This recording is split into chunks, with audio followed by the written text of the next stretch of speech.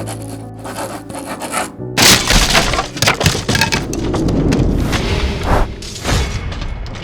good morning, everyone. It's so good to see you all here from various places in the world. Welcome to this morning's Coffee and Books discussion with Marcia Qualey and Ibtisam Azem. I'm Bill Mullen from the Palestine Writes Festival Organizing Committee. Really happy that you're here. I just wanted to say a few things before we get started today. The session that you're going to experience today and all the sessions at the festival will be video recorded and will be available at this festival website in about 24 to 48 hours. And they'll also be available for viewing for an entire month after the festival. Lots of people have been asking, but just so you know that. If you are in need or wish to have English to Arabic or Arabic to English translation of today's event, you can go to the globe at the bottom of your screen, and if you click on it, you'll have simultaneous interpreting service available. You'll see a message in the chat asking you to mute the original audio if you choose this option in order to hear the interpretation clearly. So please take advantage of that. Our interpreters are RM Lingo from Ramallah. They're fabulous and doing a wonderful job, as is our tech team from Ramallah, Dawood and his wonderful staff. We're really grateful for all of their help. The last thing I wanted to say before I introduce Marcia is please take advantage of the rest of the festival while you're here. In addition to the amazing sessions like this one, there's the marketplace, there is the art exhibit with brilliant Palestinian paintings for viewing and for sale. If you go to the lounge, there's an afterwards chat room where you can talk about sessions that you've attended with, like the one today, if you want to meet afterwards. There's also a networking chat room. And one of our favorites is our graffiti wall. If you haven't seen it, if you go to the lounge and click on the Handala icon, it'll take you to a graffiti wall where you can post pictures, messages, you can draw things. We want this to be an interactive space and a community space. So please have a look at that. I want to introduce Marcia Qualey. Marcia is the founding editor of the translation community website Arab Lit, www.arablit.org, which won a 2017 London Book Fair Prize. Marcia is also co-host of the popular BULAQ podcast and works on the magazine Arab Lit Quarterly. Her translation of Sonia Nimir's Wondrous Journeys in Amazing Lands is forthcoming in December 2020, this month. That's exciting. And she is happily at work translating Sonia's Thunderbird trilogy. So I'm just going to pass it over to Marcia for the conversation. Thank you. Thank you so much. So excited to be here and so stunned to see so many participants already in this room. So I'm just going to introduce Ibtisam for those who don't already know her, although I imagine that most people do. Ibtisam Azem is a Palestinian short story writer, novelist, and journalist based in New York. She was born and raised in Taiba near Jaffa, the city from which her mother and maternal grandparents were internally displaced in 1948. She is a senior correspondent for the Arabic daily Al Arabi Al Jadid, and she's co-editor of Jadalaya-e-Zine. Ibtisam has published 2 novels in Arabic, Sariq al-Noam, The Sleep Thief, in 2011, and Sifr al-Ikhtifa, The Book of Disappearance, in 2014. The Book of Disappearance, which was translated from the Arabic by Sinan Amzoun, was published by Syracuse University Press in the summer of 2019. Some of her writings have been translated and published in French, German, English, and Hebrew translation and have appeared in several anthologies and journals. She is at work on her 3rd novel. Thank you, Ibtisam, for being here today and for allowing me to ask a few pressing questions about this book. No, thanks for having me.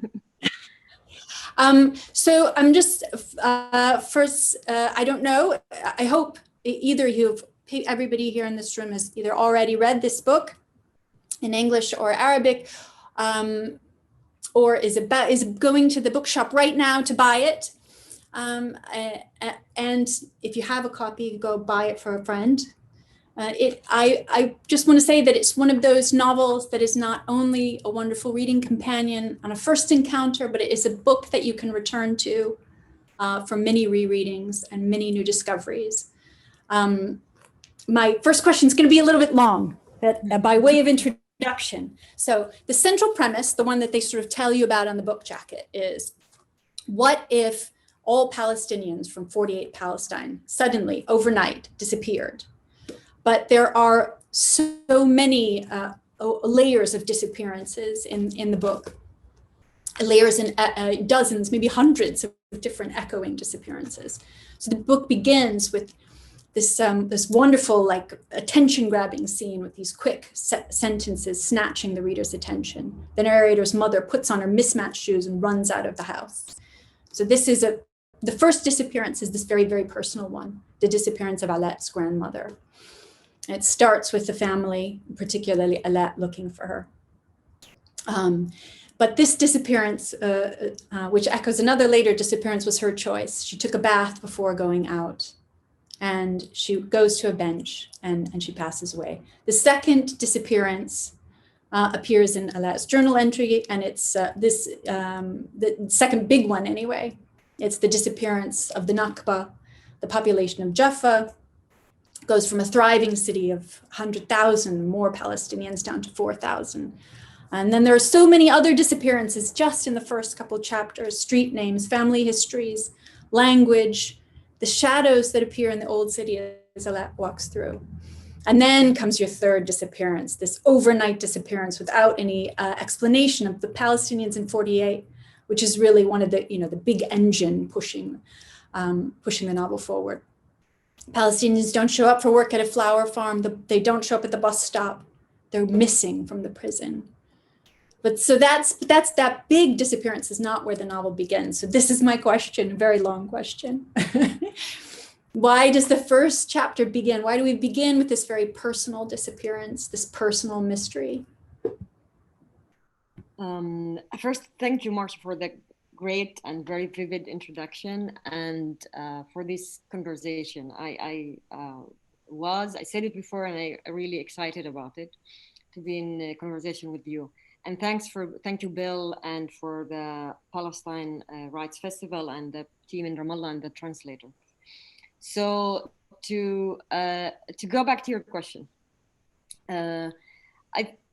one of the main things was to try to set the stage for a personal connection between the reader and the characters.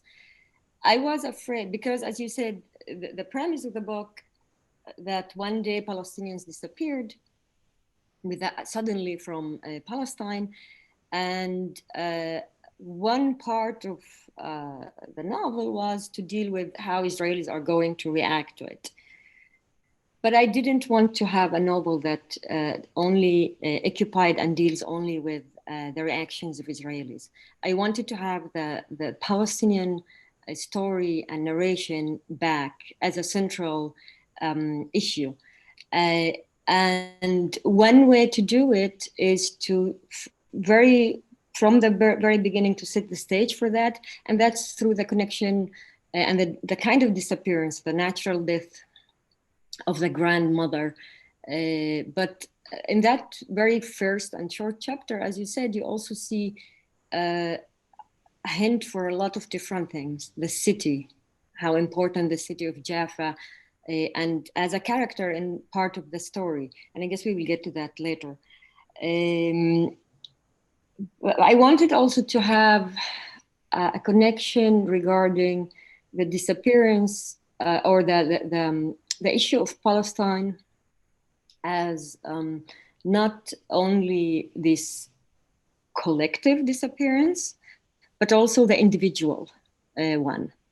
So that was why, partly, not only, I started the novel the way I started it. Okay, so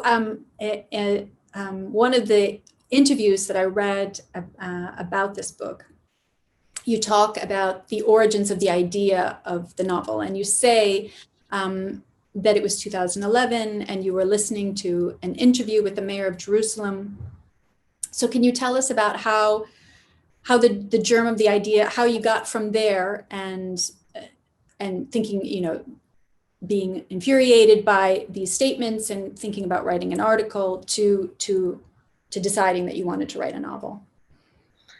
Yeah, I mean, while I was writing or preparing to write an article, so let me say, one of the things that angered me and that made me angry at that interview that I saw on television, it has nothing new in it, but I was maybe also as a journalist, how a politician was lying, but let unchallenged, and that was what made me also partly angry. So while researching to write an article, I came across two things. One is an interview with Yitzhak Rabin that he said in 1992 that he wished that the sea would swallow Gaza. And the other one is an interview with Benny Morris, the Israeli historian. The interview was published in Haaretz, in which he basically says, the interview was back then published because of the second edition of his book, Birth of a Palestinian Refugee Problem Revisited. And in the interview, he basically more or less says that the Israelis back then in 48 should have finished the job. In other words, displaced the rest of Palestinians. It's morally not okay, but at least Israel will be without the Palestinian minority citizen of Israel and want. So trying to write it and react to it, the idea or the question came to me, okay, what would Israelis do if Palestinians didn't exist? And that, you can say the same thing about any colonialist power or any group who thinks, who defined its own identity as part or against the identity of the so-called other. And then I thought, I should write a novel about the issue. But then going back to your question, the article was not written, but I had to decide, do I want a novel that deals only with the reactions of Israelis, or do I want a novel actually that actually deals with Palestinians and how Palestinians see their own, or some Palestinian characters see their own homeland under occupation and colonialization. And this is how the idea started. And maybe the beginning was a reaction, but what came later was not a reaction. It was then a process of that took years. Yeah, I will stop here and Okay. and please stop me if if my answer is too long or. Not at all. So in both The Sleep Thief and Book of Disappearance, there is this very central question about who is narrating and whose story is it? Is it Gharib's story? Is it the narrator's story? How much of the Book of Disappearance is Alet's story? Is grandmother's story? Is any part of it Ariel's story? How much is it the reader themselves' story that they're interpreting as they open the book? And I wondered, what is it about the question of narration and who narrates that you keep coming back to as a sort of a writer and a thinker? And if we're allowed to ask, if it's continues to be part of the book you're working on, your third novel. Yeah. Okay. Let me start by your first part. By your last part. Sorry. Yeah, it is. The issue of who's narrating is a very central issue for me. And as a writer, I deal with it all the time, and I'm also thinking about it. So, it is not by accident that, by chance, that in the Book of Disappearance, سفر الاختفاء, the chapters where, although Ariel find these memoirs, but when the reader reads them, they are they are separate from any other chapter. No one is commenting on them. And I wanted by that to give the Palestinian voice, or one of the Palestinian voices, the dominance, and also to make it sure that for the first time the Palestinian is talking and he doesn't even care, or he doesn't wait for people to react. So his voice, Alaa's voice, in these memoirs is there. Now, and it's independent in the way that the other cannot influence it. It's his own words, it's her own feelings, her own thoughts. Whereas in other chapters, it becomes more complicated. Who is narrating? And it's a mixture. And sometimes, and it's a very important question, and it depends on when I write, when I go about my writing, I do ask myself also the question, am I putting ideas to the character, or is this character giving its socioeconomic, gender, all these aspects, the way it lives, is my character going to say these things? So you have to, even as a writer, you have to live through your the lives of your characters, and it's like an actor kind of, but you have to make it vivid and make it also believable and natural, and not something that you impose on your character, your own ideas. So there is, of course, some chapters and thoughts and narrations with which I personally, of course, don't agree. And it's not but the characters have to say these things the way they are saying, because this is who this character is. And this is where it gets sometimes mixed up, and where people, or some readers, will start saying, why are you saying why this and not that? But that's, I guess it happens with every novel and book. Right. Yeah, I mean, there's a really interesting relationship to me between Alaa and Ariel, where Ariel is this liberal settler colonialist character, who sort of stands for his own personal liberties, but not really any sense of wider justice. He wants to get along, but as long as that's easy and comfortable. But Alaa also kind of occupies this space where he wants to get along. He tells this neighbor, Abu Muhsin, not all Israelis are the same. Come on, the victim shouldn't lose the moral high ground. And I wondered how you would describe the relationship between the two of them. Are they friends? And if so, what kind of a friendship is this?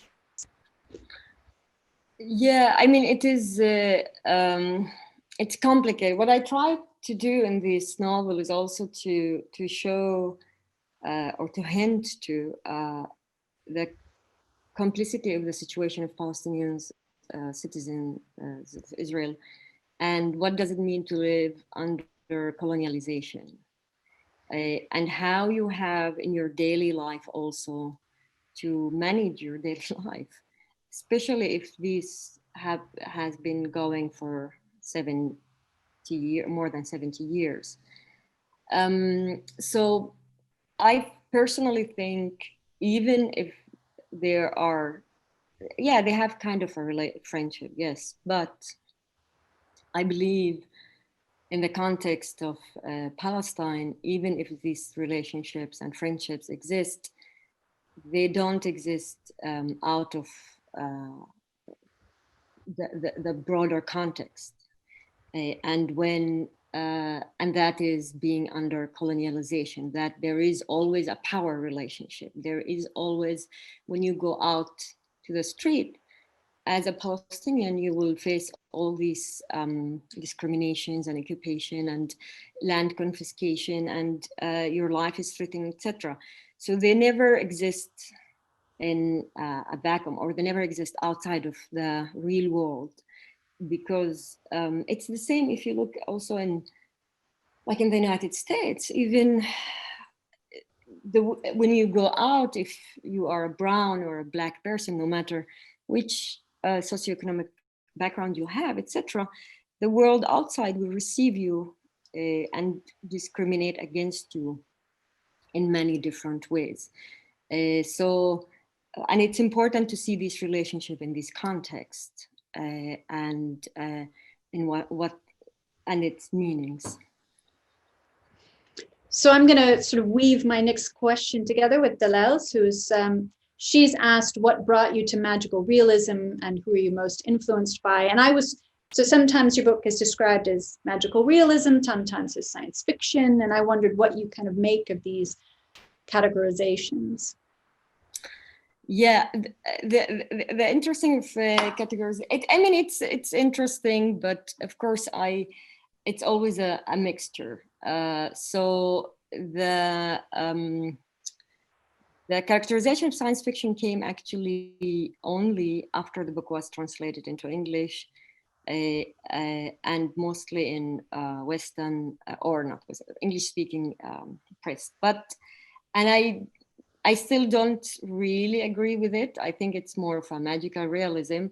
But I was in one of the discussions at Cambridge in the summer. Two scholars pointed out, and that was an interesting observation, that part of the reason they would categorize it as also as science fiction is the issue of the supernatural and the futuristic aspect. That has a point, but personally, I see it more of a magical realism. People who influenced me, I love the work of Saramago. He's a great writer, and I think I was influenced a lot by him. But of course, you have. I'm somebody who also, although I studied in different universities and had a Western education. I guess we all, even when we study in Arab universities, the issue of the knowledge, it's a big question, and it's an important discussion. But of course, in the Arab world, in the Palestinian context, people like Darwish, Emil Habibi, Ghassan Kanafani, from non-Palestinians, people like Huda Barakat, etc. And I studied, I did my first master in Germany, master degree in Germany, and my major was Islamic studies and Middle Eastern studies, but my minors were English literature and German literature. And I think a lot of people maybe, I personally think a lot of German writers influenced me a lot. And that people like, of course, Kafka, Wolfgang Borchet, Max Frisch is Swiss, German writing, writers who write in German, not all of them are Germans, and many others. But I also like to mix genres in a way, like I'm a huge fan of cinema and theater. And you have names like Saad al-Ghannous or Marut or Bertolt Brecht and etc. So these things come, and the great thing about a novel is that you can bring all these issues into the novel in so many different ways, and try to make it work. And I hope it did work in this one or the other one. It did work. It did work.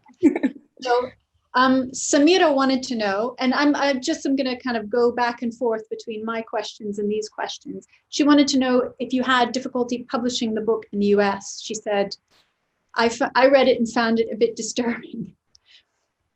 I think it probably responds to the wishful thinking of Israelis, but it's gripping too. So did you have difficulty publishing it in the US? Why isn't it out from a bigger press?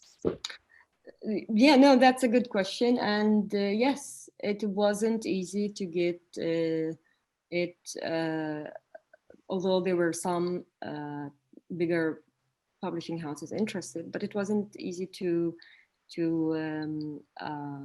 sell it to them if you want. It's and I think I think one of the things about this novel, the fact that it deals with the issue of 48, and it doesn't go only and the lives of Palestinians, citizens of Israel, but that it doesn't stop at 67 and the occupation of the rest of Palestine, but it tries to take a broader approach and talks about the Nakba as something that is still also ongoing, and to touch on things that I think many mainstream media and publishing houses don't want to touch and talk about. This is why it was also reviewed, and there were a lot of interviews, but nothing in main stream media. And the thing is, in the US, and that not to say that Palestinian literature that sometimes comes from mainstream publishing houses is not also taking risks, and it's not different. There are some, of course, but there's the issue of translation. It is not easy in the US, and and maybe you know that probably better than me. It's not easy to get a translated literature published in main publishing houses, and especially in the US. In Europe, maybe it's a little bit easier, but let alone if this translated literature from the Arab world or the global South. So the publishing houses that are willing to take risks, so-called risks, are usually university press houses.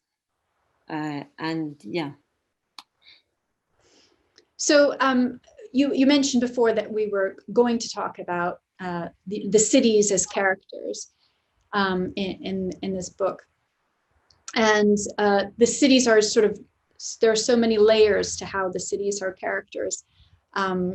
You said in somewhere that part of the inspiration for Alaa's grandmother is your own maternal grandmother who told you her memories of Jaffa, and then those memories were, you're listening to it as you're looking out at the city, and you don't recognize the two.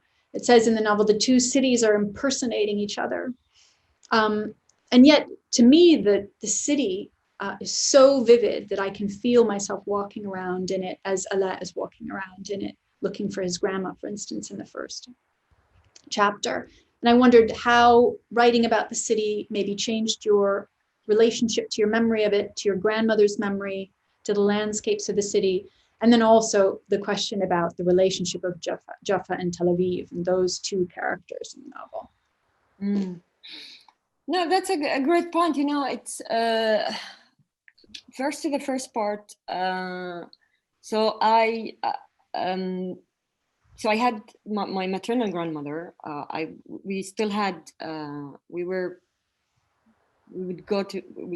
went to Jaffa a lot of times because she still had some relatives and friends, and then and she knew, and she was living as in the book in Manshiyeh, which is that neighborhood was mostly actually destroyed.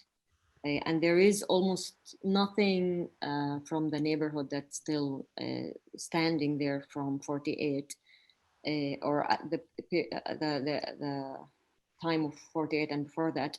The only obvious thing that you see when you go to that area is Hassan Bek Mosque.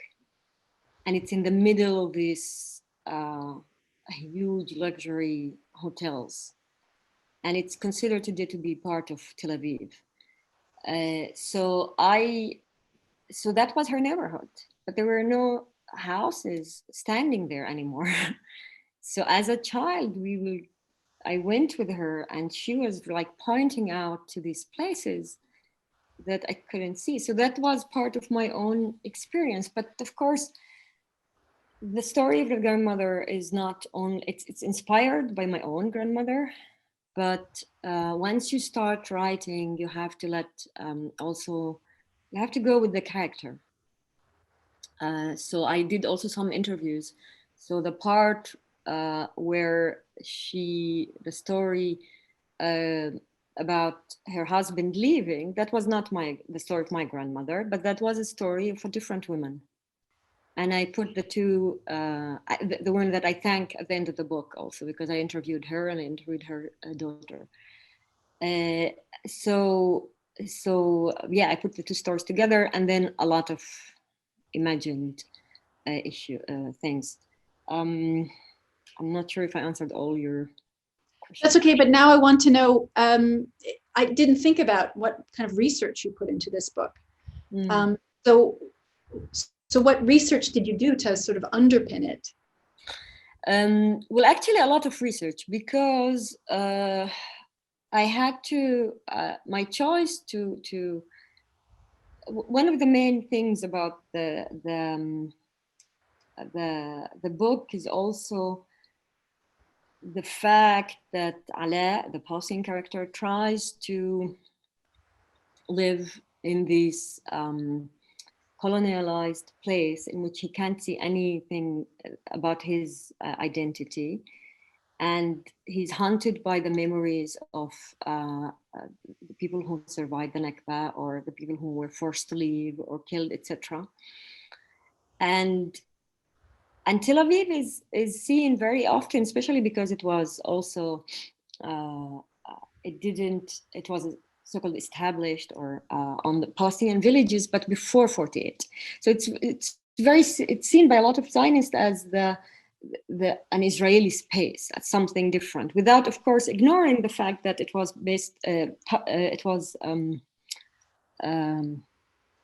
built on Palestinian cities. But if you look at the villages and parts of Jaffa, but if you look at the architect of Tel Aviv and Jaffa, it is striking. And so I had to do a lot of research about the history of Tel Aviv itself.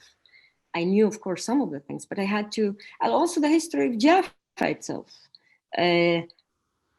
Because, so for example, the Bauhaus, which was in Europe seen as some alternative, a different, a new kind of architect, alternative to the conservative, fascist, etc. When it became,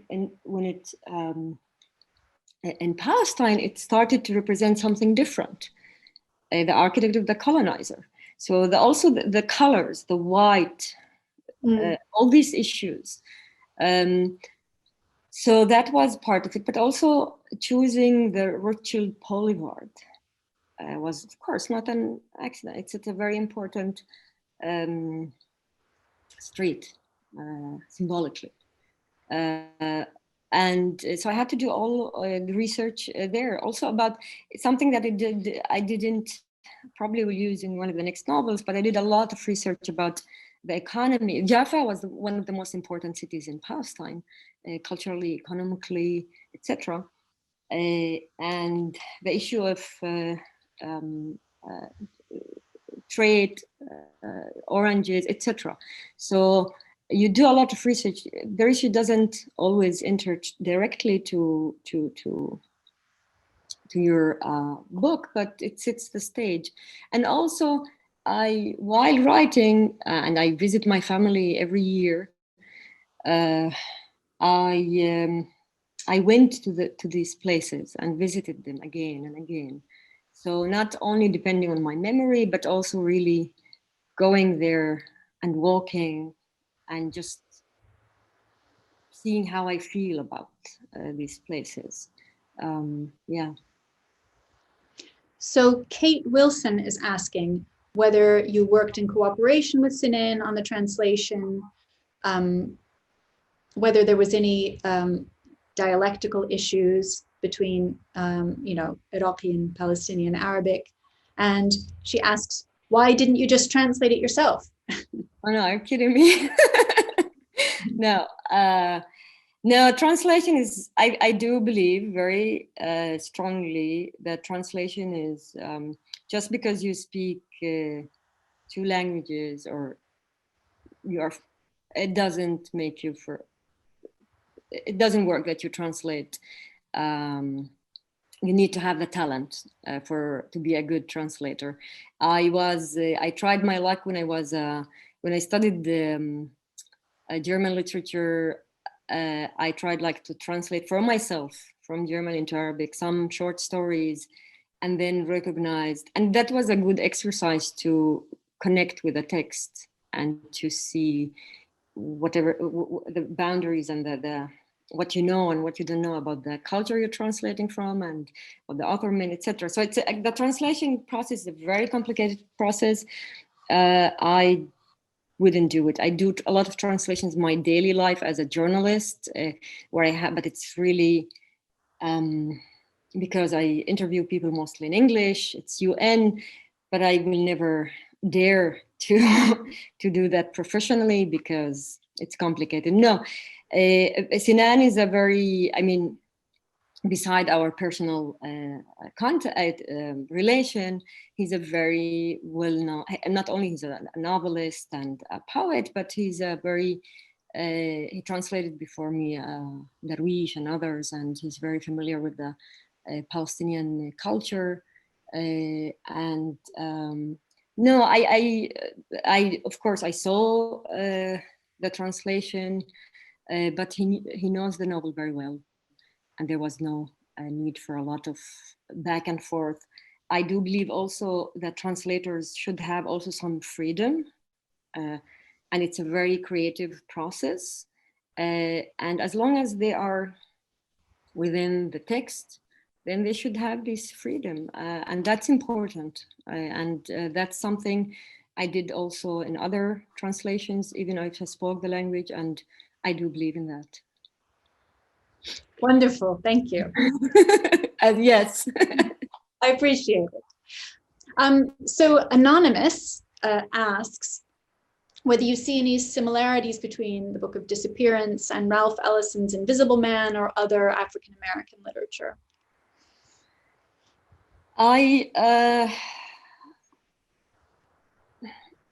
When I studied, as I said before, I studied my second minor was English literature, and was actually mainly American literature, or literature written in the United States, let's say, published there. And one of the courses I took was about African-American drama, etc. And it was very influential for me, in the sense like James Baldwin, their ideas, and other Amiri Baraka and others. So, and I think you will see in some parts of the book, especially when I talk about the memory of the Black memory and the white memory. So there are influences also, yeah. So Radhika is asking, what were the reactions to your novel among Palestinian citizens of Israel, and what about Israelis? And Radhika adds, I just started reading it and love it. Thank you. I had, I think maybe 4 or 5 readings in Palestine. I think one in Ramallah, and then the rest were in, one is in Nazareth and in a small town called Mishhad in Jalil, near like northern of Haifa, and other places, and Tira, like a neighboring town of the town I was born in and grew up, where I grew up.